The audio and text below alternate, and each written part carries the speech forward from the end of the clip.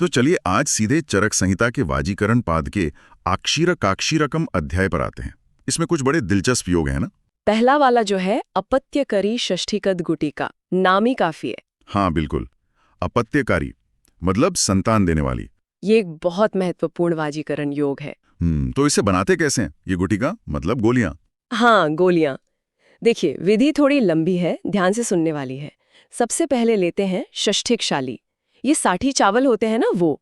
अच्छा, साठी चावल। हाँ, उसको दूध में भिगोते हैं पहले। ठीक है, भिगो दिया।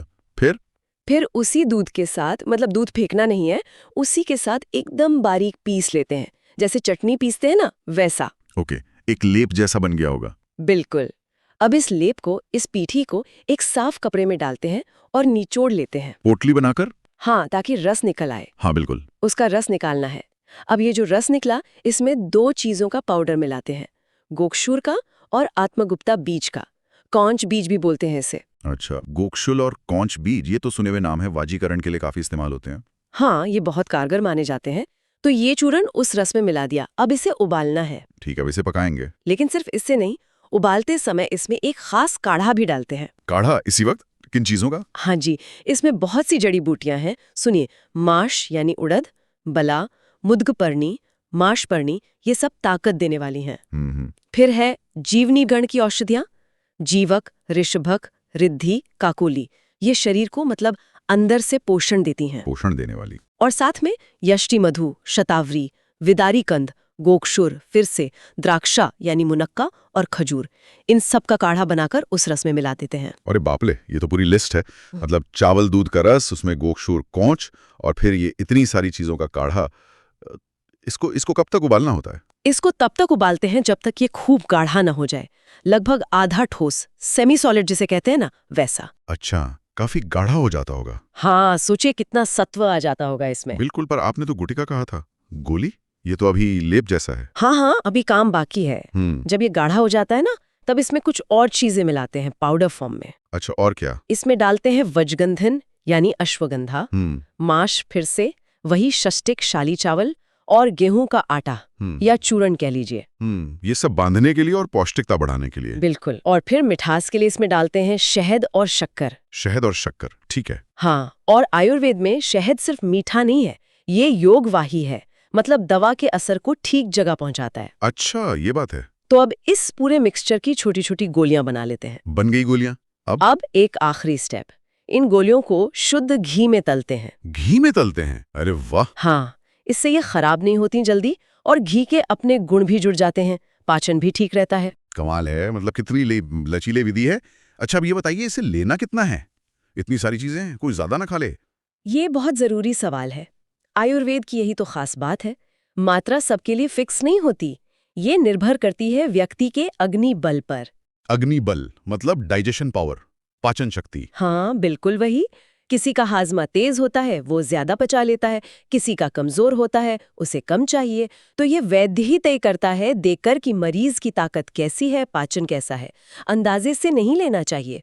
ये बात ध्यान रखने वाली है। अच्छा, इसके फायदे क्या बताए हैं? इतनी मेहनत का फल क्या मिलता है?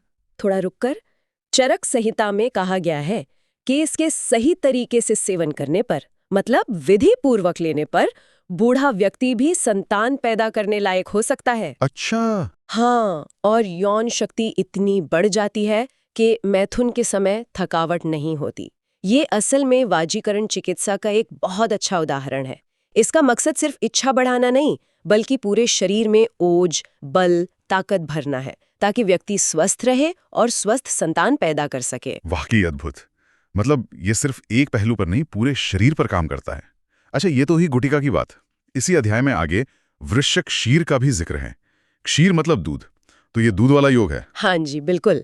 जैसा नाम है वैसा ही ये दूध पर आधारित वाजीकरण योग है। इसे बनाने का तरीका थोड़ा अलग है। कैसे? इसमें पहले काढ़ा बनता है। चीजें हैं खजूर का मस्तक।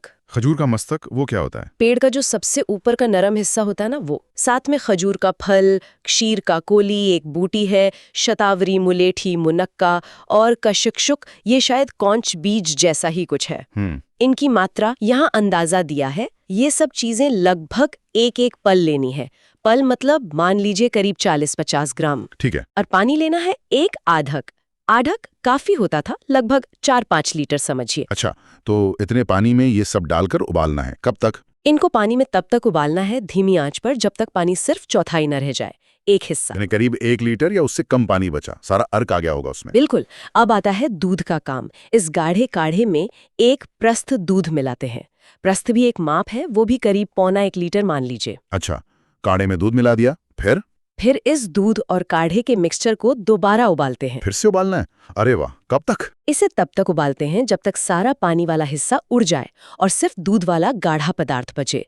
मतलब पहले जड़ी बूटी का सत्व पानी में लिया, फिर उसे दूध में पकाकर और गाढ़ा कर दिया। समझ गई। कितना गाढ़ा हो जाता होगा ये दूध? इसे पीना कैसे, ऐसे ही? नहीं, अकेले नहीं। इस तैयार वृष्य शीर को साठी चावल के भात के साथ खाने को कहा है। चावल के साथ? हाँ, षष्टिक शाले के पके हुए चावल में ये दूध मिलाकर और ऊपर से घी डाल के खाना है। क्या बात है। चावल, ये औषधि, ये दूध और घी, ये तो पूरा ताकत का खजाना हो गया एक तरह से। बिल्कुल। चावल से ऊर्जा, दूध से प्रोटीन, फैट, घी से स्निग्धता और चिकनाई, और दवाइयों के गुण, सब मिलकर शरीर को बल देते हैं। और घी पाचन में भी मदद करता है। तो पहले घुटिका देखी, फिर ये एक शीर। अब एक और चीज है, वृष्य घृत, घी वाला योग। हाँ, घृत मतलब घी। आयुर्वेद में औषधीय घी बनाने की पूरी एक विधि है, घृत पाक। घी को एक बहुत अच्छा माध्यम माना जाता है गुणों को शरीर में ले जाने के लिए। अच्छा, तो ये वृष्य घृत कैसे बनता है?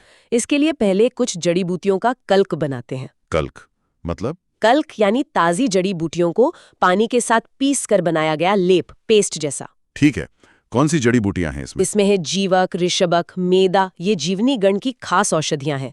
फिर जीवंती, मुलट्ठी, खजूर, मुनक्का, पिप्पली, सोंठ, सिंघाड़ा और विदारी कंद थे। मतलब ये वाजीकरण के लिए जरूर खास होंगी। अब इस कल्क का क्या करते हैं? अब आती है घृत पकाने की विधि। इसमें अनुपात बहुत जरूरी है। एक हिस्सा ये कल्क लेते हैं, ठीक है। 1 भाग कल्क, फिर 4 भाग गाय का घी, 4 भाग घी, और घी से 4 गुना पानी यानी 16 भाग पानी। कुछ वैद्य 4 भाग दूध भी डालते हैं। तो हुआ 1 भाग कल्क, 4 भाग घी, 4 भाग दूध और 16 भाग पानी। 1:4:4:16। ये अनुपात इतना जरूरी क्यों है? देखिए, इससे ये पक्का होता है कि जड़ी बूटियों के जो गुण पानी में घुलते हैं और जो फैट यानी घी में घुलते हैं, वो दोनों धीरे धीरे घी में आ जाएं। पानी धीरे धीरे उड़ता है, दूध के गुण भी आते हैं और आखिर में सिर्फ दवा वाला घी बचता है। इसे बिल्कुल धीमी आंच पर पकाते हैं, जब तक सारा पानी और दूध उड़ ना जाए। हाँ, जब तक सिर्फ घी बाकी न रह जाए। बहुत धैर्य का काम है ये। लगता तो है। तो अब ये औषधीय घी तैयार है, इसे लेना कैसे है? इसे लेने से ठीक पहले जितनी मात्रा लेनी है उसका चौथाई हिस्सा शहद और शक्कर मिलाकर लेना है। फिर से शहद और शक्कर, वही योगवाही वाला काम। हाँ, बिल्कुल। ये घी के गुणों को और असरदार बनाते हैं और शरीर में ठीक से पहुंचाते हैं, और घी की गर्मी को भी थोड़ा संतुलित करते हैं। तो आज हमने ये 3 अलग-अलग तरीके देखे, गोली, दूध और घी। सबका लक्ष्य एक ही, वाजीकरण, ताकत बढ़ाना। पर बनाने का तरीका, चीजों का मेल, अनुपात, पकाने की विधि, हर चीज में कितनी कितनी बारीकी है, कितना गहरा ज्ञान लगता है इसके पीछे। हाँ, और सबसे बड़ी बात जो इन सब में दिखती है वो है आयुर्वेद का तरीका। ये सिर्फ नुस्खे नहीं है, इनका असर किस पर कैसा होगा ये उस इंसान की अपनी प्रकृति पर, उसकी पाचन शक्ति यानी अग्नि बल पर निर्भर करता है। अग्निबल। हाँ, ये आयुर्वेद का व्यक्तिगत नजरिया है। एक ही दवा किसी के लिए अमृत हो सकती है और किसी को शायद उतना फायदा न करे या पचाने में दिक्कत हो। सही कहा। आजकल की तरह नहीं कि एक ही चीज सबके लिए। थोड़ा रुककर ये सोचने वाली बात है कि हजारों साल पहले, बिना आज की टेक्नोलॉजी के, ये समझ कैसे बनी होगी? कैसे पता चला होगा कि किस जड़ी बूटी में क्या गुण है, उनको कैसे मिलाना है, कैसे पकाना है कि शरीर उसे इस्तेमाल कर सके? कितनी सटीकता से ये सब सोचा गया होगा? या फिर इन विधियों को कितनी ईमानदारी से, कितनी बारीकी से करना पड़ता होगा ताकि मनचाहा असर मिले? हाँ, ये सच में सोचने वाली बात है। ज्ञान की एक अद्भुत विरासत है ये।